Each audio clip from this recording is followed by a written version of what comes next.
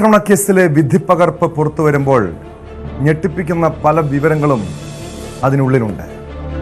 അതായത് അതിജീവിതയുടെ മൊഴി, കോടതി അതിൽ സംശയം പ്രകടിപ്പിക്കുന്നതുമായി ബന്ധപ്പെട്ട പല കാര്യങ്ങളും, അതോടൊപ്പം നടൻ ദിലീപിന് എന്തുകൊണ്ടായിരുന്നു അതിജീവിതയുടെ ശത്രുത ഉണ്ടായിരുന്നത്.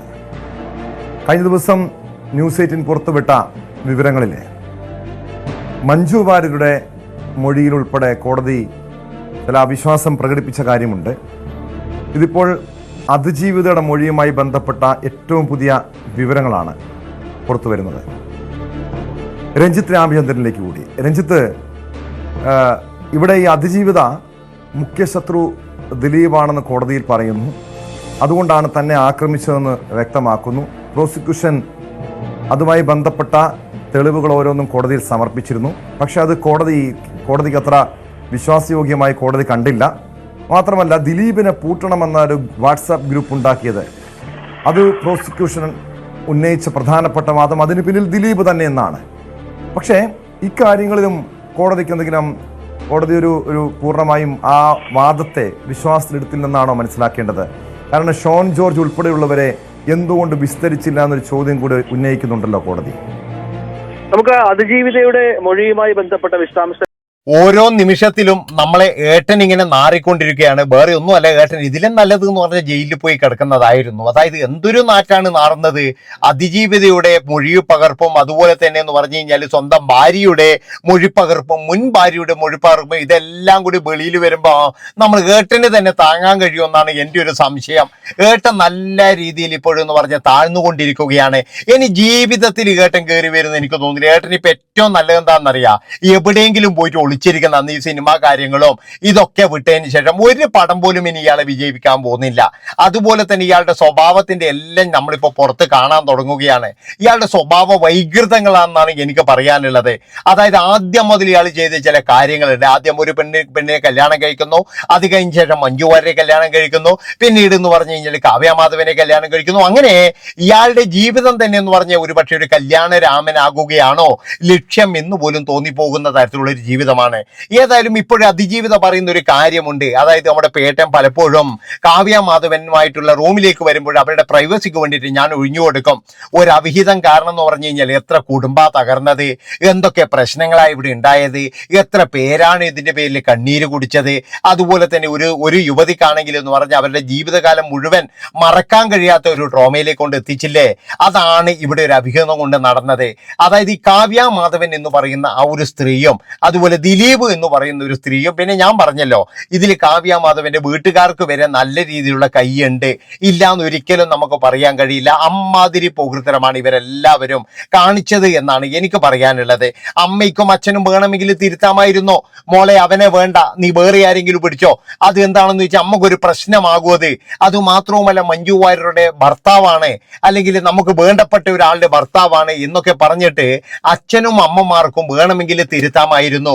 ഇനി ഇതൊക്കെ പോട്ടെ, കല്യാണം കഴിക്കാൻ വേണ്ടി വരുമ്പോഴെങ്കിലും പറയാമായിരുന്നു കല്യാണം കഴിക്കാൻ പറ്റൂല, അതായത് നിങ്ങളുടെ കൂടെ കല്യാണം കഴിച്ചു കഴിഞ്ഞാൽ എൻ്റെ മകൾക്ക് അത് ചീത്തപ്പേരാണ് എന്നെങ്കിലും മാധവേട്ടനോ അല്ലെങ്കിൽ അയാളുടെ ഭാര്യക്കോ പറയാമായിരുന്നു. പക്ഷെ അവരതും പറഞ്ഞില്ല. അവരതും പറയാതെ അവർക്ക് ഏതായാലും ദിലീപിനെ കിട്ടിക്കഴിഞ്ഞാൽ ഇഷ്ടംപോലെ പൈസ ഉണ്ടാവുമല്ലോ, അതുപോലെ തന്നെ എന്ന് പറഞ്ഞാൽ അവരുടെ എന്താ പറയേണ്ടത്, അവർ പിന്നെ രക്ഷപ്പെട്ടില്ലേ എന്നുള്ള ഒരിതായിരിക്കാം. ദിലീപിന് കോടികൾ ആസ്തി ഉണ്ടെന്ന് കൃത്യമായിട്ടും അറിയാം. അതുകൊണ്ട് ആ കോടികളിൽ എന്ന് പറഞ്ഞാൽ ഒരു പങ്ക് നമുക്കും കിട്ടുമല്ലോ എന്നുള്ള തരത്തിലായിരിക്കാം അവർ ഈ കല്യാണത്തിന് സമ്മതിച്ചത്. ഏതായാലും കല്യാണത്തിന് സമ്മതിച്ചത് തന്നെ വളരെ മോശമായി എന്നേ ഞാൻ പറയുള്ളൂ. ഒരച്ഛനമ്മമാർ പോലും ഇങ്ങനെ ചിന്തിക്കാൻ പാടില്ല. മറ്റൊരു പെൺകുട്ടിയുടെ ജീവിതം തകർത്തിട്ട് വരുന്ന ഇവനെ പോലെയുള്ള ആൾക്കാർക്ക് ഒരു കാരണവശാലും എന്ന് പറയുന്ന ഒരു പെൺകുട്ടിയെ കെട്ടിച്ചു കൊടുക്കാൻ പാടില്ലായിരുന്നു.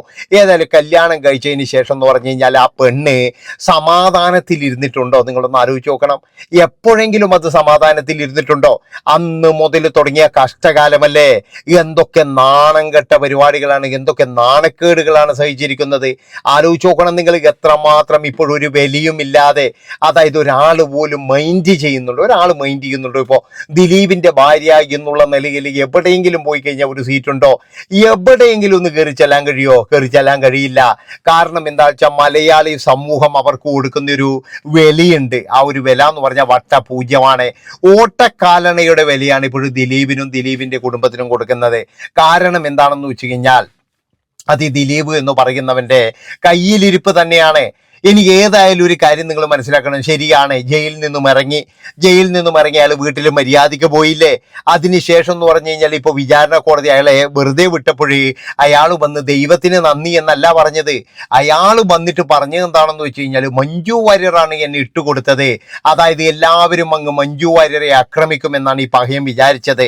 അങ്ങനെയാണെങ്കിൽ മഞ്ജുവിന് 2 കിട്ടട്ടെ, മഞ്ജുവിന്റെ ഷൂട്ടിംഗ് സെറ്റ് പോയിട്ട് അലമ്പാക്കട്ടെ, മഞ്ജു വാര്യർ അങ്ങനെ നശിച്ചു പോകട്ടെ, അവൾ അങ്ങനെ ഒരു വിലസണ്ട എന്നുള്ള രീതിയിൽ ഇയാൾ വിചാരിച്ചത് എന്താ വെച്ച് കഴിഞ്ഞാൽ ഈ കോടതി വിധി വന്നു കഴിഞ്ഞാൽ എന്നെ എല്ലാവരും പൂമാലയിട്ട് സ്വീകരിച്ച് എന്നെ അങ്ങ് കൊണ്ടിരുത്തി എനിക്കങ്ങ് ഭയങ്കര എൻ്റെ കാല് കഴുകി ഒരുപാട് പേര് വെള്ളം കുടിക്കാനുണ്ടാകുമെന്നാണ് ഈ പഹയൻ വിചാരിച്ചത്.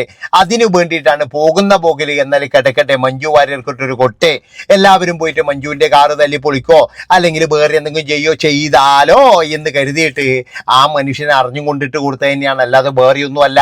അത് അയാൾക്ക് തന്നെ വിനയായി എന്നേ ഞാൻ പറയുള്ളൂ. കാരണം ഇത്രയും കളി കളിച്ചിട്ടും ഇത്രയും നാറിയ കളി അങ്ങേര് കളിച്ചിട്ടുണ്ട്. അതുപോലെ തന്നെ കാവ്യ മാധവനെ വെച്ച് മഞ്ജുവിന്റെ ജീവിതം തകർത്തു. എന്നിട്ടും ആ മനുഷ്യൻ യാതൊരു ഉളുപ്പുമില്ലാതെ തൻ്റെ ജീവിതം തകർത്തത് അല്ലെങ്കിൽ തന്നെ തകർത്തത് മഞ്ജു വാര്യരുടെ ഒരു പ്രസംഗമായിരുന്നു എന്ന് പറയാൻ ഇയാൾക്ക് കുറച്ചെങ്കിലും ഉളുപ്പുണ്ടോ? ഏതായാലും ഇന്ന് പറഞ്ഞിരിക്കുന്ന ഒരു കാര്യം അതിജീവിതയുടെ മൊഴി തന്നെയാണ്. അതിജീവിതയുടെ മൊഴിയിൽ പറയുന്ന കാര്യങ്ങള് ഇവർ രണ്ടുപേരും വരുമ്പോൾ ഒഴിഞ്ഞു പോകും. പിന്നെ എന്താ ചെയ്യുക? അതായത് അതിജീവിതക്ക് കാശ് വാങ്ങിച്ച നക്കല് മാത്രമല്ല അവരുടെ പണി. അവരാ കൃത്യമായിട്ടെന്ന് പറഞ്ഞ മഞ്ജു വാര്യരോട് പറഞ്ഞു, മോളെ നീ ചതിക്കപ്പെടുകയാണ്. ഒരാൾ പോലും പറഞ്ഞില്ല. ദിലീപിന്റെ എച്ചിലെ നക്കികളായ ഒരാൾ പോലും പറഞ്ഞില്ല. എല്ലാവരും സപ്പോർട്ട് ചെയ്യുകയാണ് ചെയ്തത്. എന്തിനധികം പറയുന്ന ഒരു മുതിർന്ന നടിയുണ്ടായിരുന്നു, മരിച്ചുപോയോണ്ട് ഞാൻ അവരുടെ പേര് പറയുന്നില്ല. ആ മുതിർന്ന നടി വരെ ദിലീപിന്റെ എച്ചിലെ നക്കിക്കൊണ്ട് അവരൊക്കെ എന്ന് പറഞ്ഞു കഴിഞ്ഞാൽ സപ്പോർട്ട് ചെയ്തത്.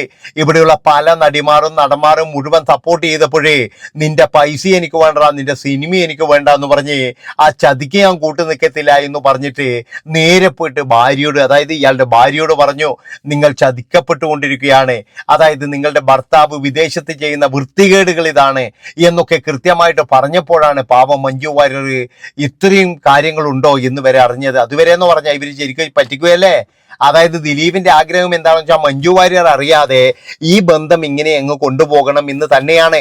അല്ലാതെ നമ്മളെല്ലാവരും വിചാരിക്കുന്ന പോലെ മഞ്ജു വാര്യരെ ഒന്ന് ഒഴിവാക്കണം എന്നില്ല വിചാരം ഇയാൾക്കില്ല. കാരണം ഒഴിവാക്കി കഴിഞ്ഞ അയാളുടെ ബലം മുഴുവൻ പോകും നമുക്കറിയാം.